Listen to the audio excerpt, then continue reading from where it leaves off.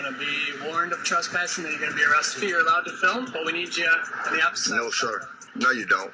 Yeah, we do. No, I'm on the public sidewalk. You have no authority over me. So, get back in your car. You're dismissed. Leave me alone. Not the way it works. That's the way it's going to work You're today. also on camera, too. It's going to work today like that. So, no, I'm on the public sidewalk conducting a First Amendment activity. On the sidewalk. Yeah, this is a public sidewalk, sir. What you going to do about it if I don't go across the street? Well, I'm going to continue. I'm going to ask for your name and you're not going to get it.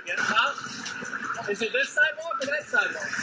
It's either sidewalk that I pay for. It's either sidewalk in public, sir. I can even come over here, Siegel. I can even come right here, Siegel. You can't go right there. Yeah, I can, Siegel. I can. This is city property. There's utilities. This is public property, sir. Do not make up your own laws. No, it's not. It is, Siegel. There's not a damn thing you can do about it. If we get another call. You can get all the calls you want, Siegel. There's not a damn thing you can do about it. You're dismissed. That's called a walk of shame.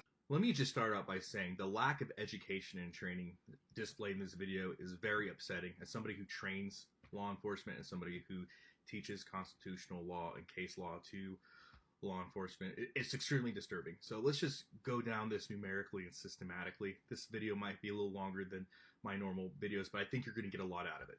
So the first thing that we have to understand is that sidewalks are a public forum and protected by the Supreme Court. Now I'm going to give you 3 different cases that affirm this, okay? So the Supreme Court has affirmed 3 times that traditional public forums include public parks, sidewalks, and areas that have been traditionally open to public areas and speech and debate. Speakers in these areas enjoy the strongest First Amendment protections in traditional public forums, and the government may not discriminate against speakers based upon the speaker's views. Again, 3 times. Hague v. CIO, 1939, Perry Education versus Perry Educators, 1983, and Watchtower Bible versus Village of Stratton, 2002. So for law enforcement out there that may be watching this, for the citizens may be watching this, no, the Supreme Court has affirmed 3 separate times that sidewalks are a public forum and therefore have one of the strongest First Amendment protected activity areas, okay?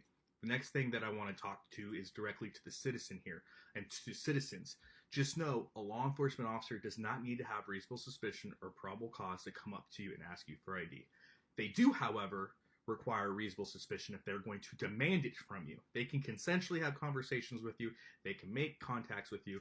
But in order for them to force you to give up ID, it needs to be pursuant to in accordance with Brown v. Texas, 1979, which means they have to have reasonable articulable suspicion.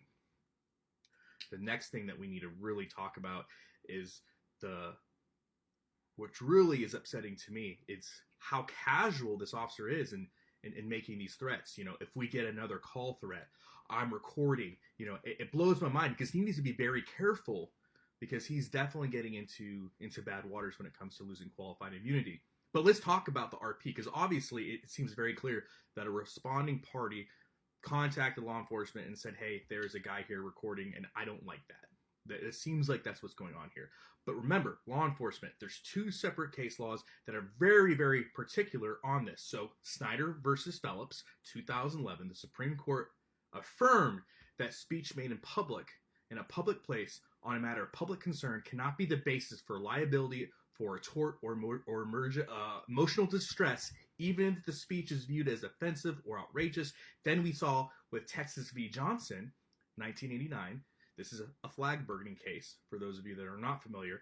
The Supreme Court further held that the freedom of speech protects actions that the society, and that society at large, may find very offensive, but society's outrage alone is not justification for suppressing free speech. So, what would happen if this officer were to go hands-on? Well, let's talk about the case law on that. We have case law of the First Circuit, Ikebusi versus Sergeant Bolter, 1999, First Circuit, affirmed that Sergeant Bolter got his qualified immunity removed. They removed his qualified immunity because he made an arrest at a Pembroke Town Hall meeting.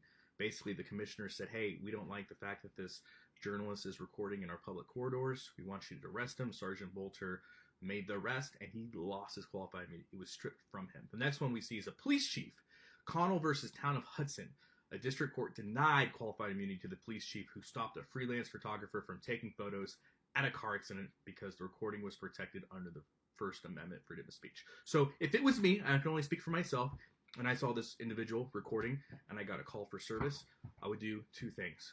I would go make contact with the individual. I would thank him for exercising his freedom of speech. I would shake his hand if he would let me, maybe give him a fist bump and tell him I will talk to the RP about what the case law says.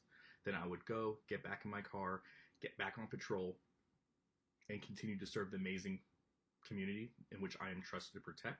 And I might give the RP a call, most likely would, and explain to her the case law, Snyder v. Phelps, Texas versus Johnson, and explain to her that the outrage the public has on freedom of speech does not constitute an enforceable criminal action on behalf of law enforcement.